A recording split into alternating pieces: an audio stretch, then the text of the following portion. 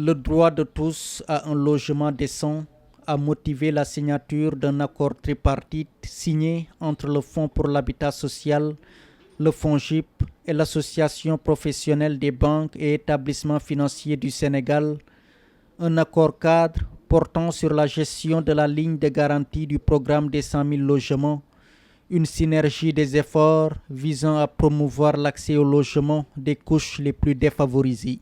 En effet, la vision du chef de l'État, le président Macky Sall, est de faire en sorte que chaque Sénégalais, partout où il se trouve dans le pays, et quel que soit son revenu, puisse accéder à la propriété immobilière. C'est pourquoi la signature de cet accord tripartite constitue une étape majeure dans l'accompagnement des bénéficiaires du logement social et à travers l'opérationnalisation du mécanisme de garantie.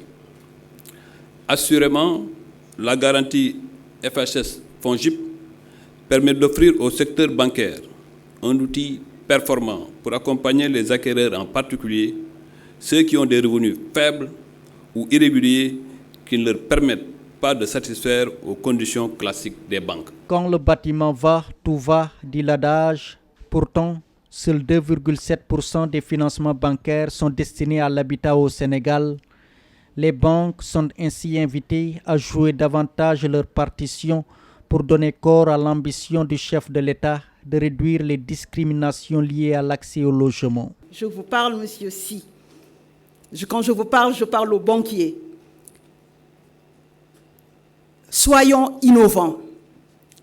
Sortons des sentiers battus, comme l'a fait son Excellence le Président de la République en mettant en place ce dispositif, la SAFRU, le Fonds pour l'habitat social. À travers cette signature de convention, que ce soit une signature de convention effective et en mode fast track. Parce que les enjeux sont énormes en termes d'emploi. Le représentant des architectes en a parlé. Les emplois, ce secteur, ce projet 100 000 logements, ce qu'il peut apporter en termes d'emploi, au-delà des architectes, il y a la jeunesse qui travaille sur les logements, qui va produire les logements, mais au-delà même, au-delà de la production des logements, nous avons des opportunités. Opportunités pour le secteur privé, opportunités pour les jeunes en termes de formation, opportunités en termes d'insertion. Donc pour dire que, comme on le dit, quand le bâtiment va, tout va. Une invite qui a trouvé oreille attentive chez les concernés et notamment le directeur général de la Banque de l'Habitat du Sénégal. Nous, banques et établissements financiers, étions là à l'entame du processus avec la présidence et l'animation de la commission financement et fiscalité et seront toujours là à vos côtés.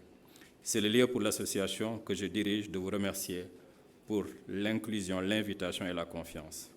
Nous avons essayé d'être présents et allons tout mettre en œuvre pour être à la hauteur des attentes, dans le respect des règles et contraintes de notre profession. Le logement est un processus qui réunit plusieurs acteurs et métiers. Nous en sommes un maillon important et transversal parce que s'occupant du financement, mais nous ne sommes qu'un maillon et c'est important de le rappeler à côté des autres acteurs du secteur. La signature de la convention sur l'accord cadre portant sur la gestion de la ligne de garantie du programme des 100 000 logements a été unanimement saluée par les acteurs.